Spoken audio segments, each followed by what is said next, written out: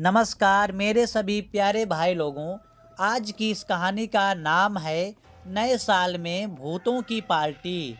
तो भाई लोगों चलते हैं कहानी की तरफ। यह कहानी एक छोटे से गांव की है जहां हर साल की तरह नए साल की रात को सभी गांव वाले एक साथ मिलकर जश्न मनाने के लिए जुटते थे। लेकिन इस साल कुछ अलग होने वाला था। गांव के एक पुराने और खंडहर से भरे घर में, जो हमेशा से ही लोगों के लिए रहस्यमयी था, कुछ अजीब हो रहा था।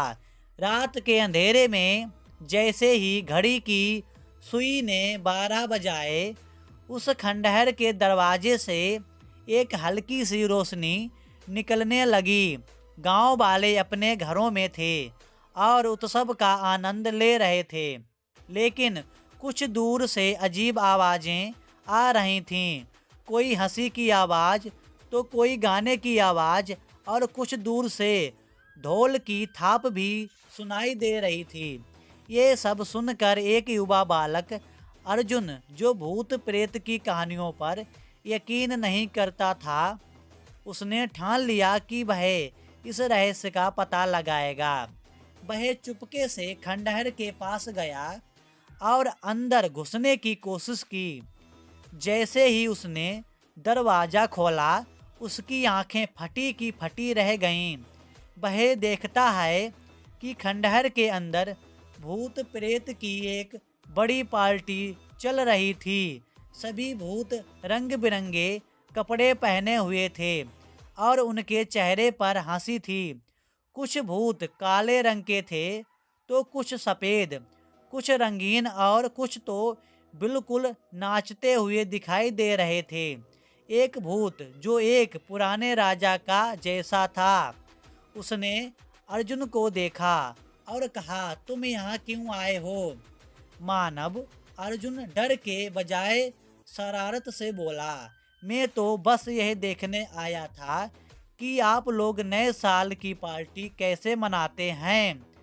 राजा भूत हंसा और बोला, तुमने सही समय पर सही जगह पर कदम रखा है। हम भूत भी नए साल का स्वागत करते हैं, बस हमारे तरीके अलग होते हैं। फिर अर्जुन को एक चक्रदार रेजा देखा और भूतों ने उसे भी पार्टी में शामिल होने का न्योता दिया। उसे लगा कि यह सब सपना है, लेकिन वह मस्ती से भरा था। वह ढोल की धुन पर नाचने लगा और भूतों के साथ उस जश्न का हिस्सा बन गया। पूरा घर गूंजने लगा और जैसे ही रात की आधी रात बीती, भूतों की पार्टी खत्म हो गई। सभी भूत अपने अपने ठिकानों पर लौट गए और अर्जुन ने यह सब अपने दोस्तों को बताने का फैसला किया। अर्जुन ने उस रात के बाद कभी भी भूत प्रेत से डर नहीं किया, क्योंकि उसने महसूस किया कि भूत भी कभी कभी जश्न मनाने के लिए आते हैं। और तब से गांव वाले यह मानने लगे कि नए साल की रात भूतों के लिए एक खास रात होती है, जब वे अपनी खुशी मनाने आते हैं। अर्जुन और उसके दोस्तों ने अब यह तय किया था कि हर साल नए साल पर खंडहर में एक छोटी सी पार्टी की जाएगी, ताकि भूत भी अपना जश्न मना सकें। तो दोस्तों, आप लोगों को ये कहानी कैसी लगी? पसंद आई हो तो प्लीज़ वीडियो को लाइक कर दीजिए एंड चैनल को सब्सक्राइब कर लीजिए। तो दोस्तों, चलते हैं अब नई कहानी की तरफ। तब तक के लिए जय हिंद।